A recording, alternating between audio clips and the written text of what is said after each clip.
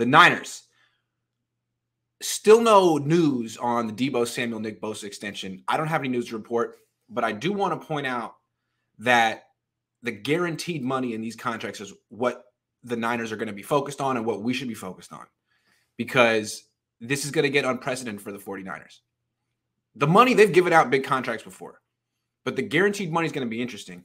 Deebo Samuel will probably get about $40 million guaranteed. That's no problem. The Niners have done that before. They did that for Jimmy Garoppolo just 5 years ago. Bosa is going to get $80 million guaranteed at signing, at least, maybe more.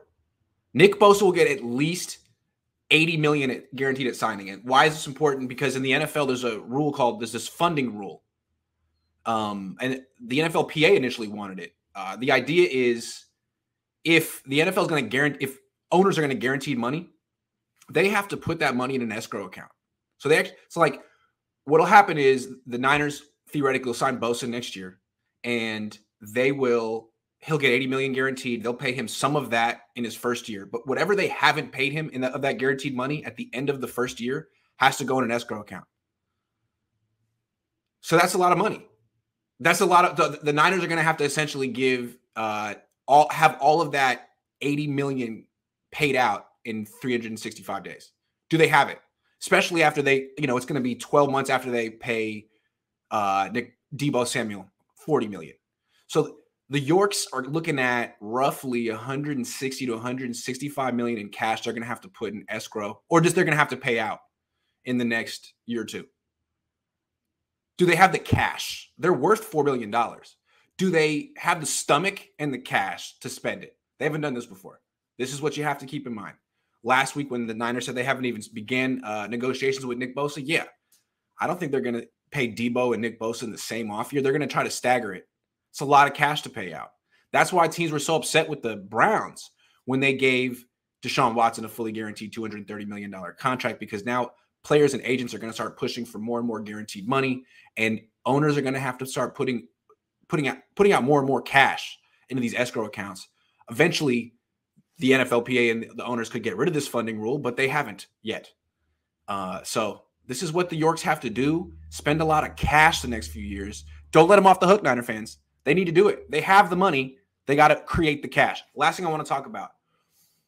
Now that we're heading into Game 5 of the finals, and I think Curry's sort of cementing his legacy, I'm curious to see, at the end of every call, I'd like to hear what you guys would do as your top 5 all time. If you had to put like a starting 5 of players in their peak all time basketball, who's in your top 5? You've been having this conversation since you were like 7 years old, right? For me, at this point, I'm going Curry at point guard, Jordan at shooting guard. I'll take LeBron James as a forward, Bill Russell as the center, and the 5th guy for me would be Kawhi. I know he doesn't have the resume, but damn, when that guy's healthy, he's great. Look at his shooting percentages in the playoffs. You got Jordan and Kawhi, 2 of the greatest two-way players, two-way wings of all time. Curry, the greatest offensive player of all time. LeBron, maybe the greatest offensive player of all time. And then Bill Russell, the greatest defensive player of all time. That's how I would do it. I never watched Bill Russell play, but he's from Oakland. Shout out Bill Russell. I was reading his Wikipedia page today. No person has ever dominated a sport ever for 15 years the way Bill Russell dominated basketball. He won 13 championships in 15 years. He was the coach of the team at the end, and they were still winning championships. What? He was the first African-American head coach in North American sports. I don't think Bill Russell gets nearly enough credit. And you look at his resume, and it's like, oh, well, yeah, that's the greatest, not only the greatest basketball player ever, but the greatest athlete ever. Bill Russell.